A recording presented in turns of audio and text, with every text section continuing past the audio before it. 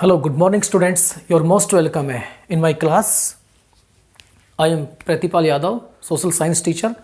आपका most welcome करता हूं. तो Nazism and the rise of Hitler जो हमने शुरू कर रखा है उसी सीरीज को आगे बढ़ाते हैं.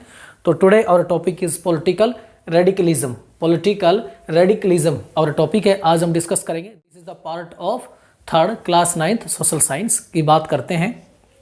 देखिए, इससे पिछले वीडियोज़ में मैंने आपको पढ़ाया था कि जर्मनी की इस विश्व युद्ध के बाद में आफ्टर फर्स्ट वर्ल्ड वॉर के बाद में कैसी हालत हो गई थी, चाहे वो साइकोलॉजिकल हो या इकोनॉमिक रूप से हो या फिर पॉलिटिकल रूप से हो. सभी मायनों में जर्मनी की हालत बिल्कुल ख़राब हो गई थी. जर्मनी की ही नहीं, पूरे यूरोप की हालत एक प्रकार से बिल्कुल ख़राब हो चुकी थी फर्स्ट वर्ल्ड वॉर के बाद में भी.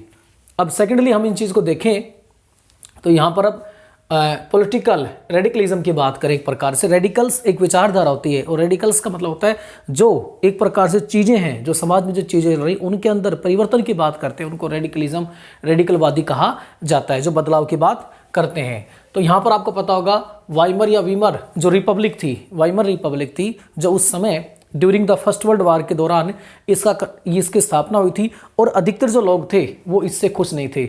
Many people of the Germany were not happy with the Weimar Republic, क्योंकि उनको ये लग रहा था कि इस युद्ध में जो हार हुई है और हार के बाद में ट्रीटी ऑफ वर्साइल हुई है, वर्साई की जो संधि हुई है, उसके लिए वाइमर रिपब्लिक जिम्मेदार है. लेकिन आप सभी जानते हैं इसके लिए मुख्य रूप से वाइमर रिपब्लिक ही जिम्मेदार नहीं थी, लेकिन लोगों ने इसका सारा का सारा श्रेय इससे कंधों पर डाल दिया था. अब चूंकि जिस समय यहाँ पर जर्मनी के अंदर वाइमर रिपब्लिक की स्थापना हुई थी, उसी समय की बात करें तो रूस के अंदर बोल्शेविक क्रांति हुई थी. उसी समय रूस के अंदर बोल्शेविक क्रांति भी हुई थी.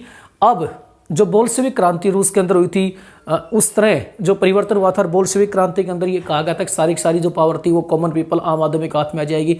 सभी जो पीपल थे उनके हाथ में सारी पावर रहेगी. इस प्रकार की जो रूसी क्रांति थी, उस रूसी क्रांति का इफेक्ट भी जर्मनी के अंदर नजर आ रहा था. और जर्मनी के अंदर के एक ऑर्गेनाइजेशन था स्पार्टकिस्ट लीग, ये आप याद रखेंगे. स्पार्टकिस्ट लीग जर्मनी के अंदर की ऑर्गेनाइजेशन था और ये ऑर्गेनाइजेशन जर्मनी के अंदर भी रूस की तरह ही एक मूवमेंट चला रहा था. रूस के अंदर भी वो एक प्रकार से इसको चैलेंज कर रहा था. अगर हम बात करें, ये जो ऑर्गेनाइजेशन थी, ये ऑर्गेनाइजेशन इस ऑर्गेनाइजेशन को हटाना चाह रही थी, इसके अंदर बदलाव करना चाह रही थी. तो इसके द्वारा जो मूवमेंट चलाया जा रहा था, एक प्रकार से मैं कहूँ कि इन दोनों के बीच में एक मैच हो रहा था. मैच क्रिकेट का मैच नहीं हो रहा था, मुख्य रूप से पॉलिटिकल पावर को गेन करने का इन दोनों के बीच में फाइटिंग हो रही थी. बोल्शेविक क्या होते हैं? Group on pattern of Bolshevik revolutionary in Russia, अर्थात रशिया के अंदर ऐसे लोगों का ग्रुप जिसने क्रांति के द्वारा चीज़ों को बदला था. तो ये बोल्शेविक एक ग्रुप था जिसने रशिया के अंदर क्रांति की थी मुख्य रूप से. अब यहाँ पर हम देखते हैं तो उसके बाद जब इन दोनों के बीच में बहुत अधिक मात्रा में एक प्रकार सत्ता प्राप्ति का खेल चल रहा था, ऐसी स्थिति में जो वाइमर रिपब्लिक था या वाइमर रिपब्लिक के जो लोग थे वो बिल्कुल भी इस प्रकार की पॉलिटिक्स को पसंद नहीं कर रहे थे. एक प्रकार से जो स्पार्टकिस्ट लीग है इनकी आइडियोलॉजी को बिल्कुल पसंद नहीं कर रहे थे. और इन लोगों ने, वाइमर रिपब्लिक ने एक प्रकार से इनकी जो डिमांड थी, इनकी जो मांग थी, उसको इग्नोर कर दिया.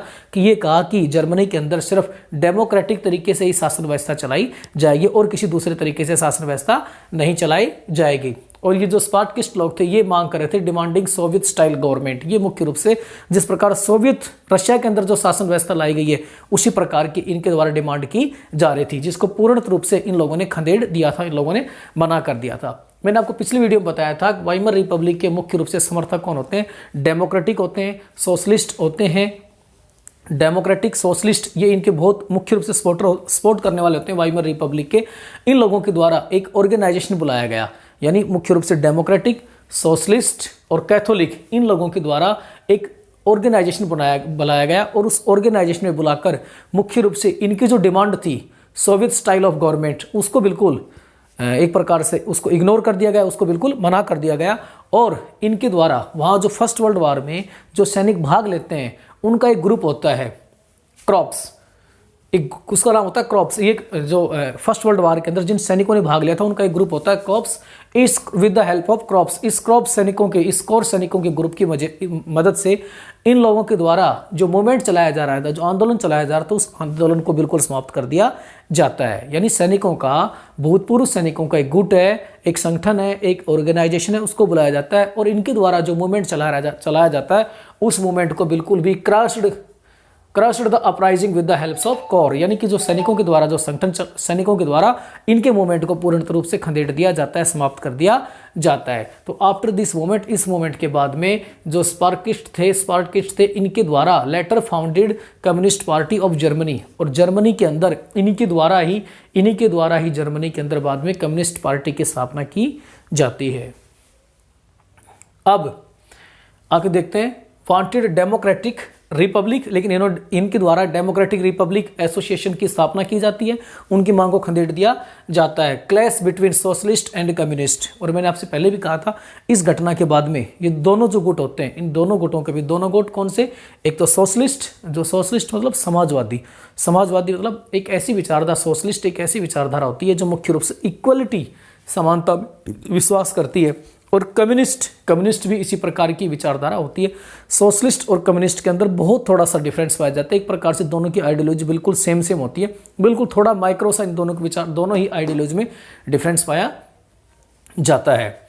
तो इनके बीच में बाद में जब इनकी डिमांड को खारिज कर दिया जाता है, ये स्पार्टकिस्ट होते हैं मुख्य रूप से, ये कम्युनिस्ट होते हैं, याद रखेंगे स्पार्टकिस्ट मुख्य रूप से कम्युनिस्ट होते हैं, और इनकी मांग को जब इग्नोर कर दिया जाता है, उसके बाद में क्लैश, एक विवाद उत्पन्न हो जाता है बिटवीन सोशलिस्ट एंड कम्युनिस्ट, इनके बीच में एक विवाद उत्पन्न हो जाता है, और इन्हीं के द्वारा फिर बाद में कम्युनिस्ट पार्टी ऑफ जर्मनी की भी स्थापना कर दी जाती है।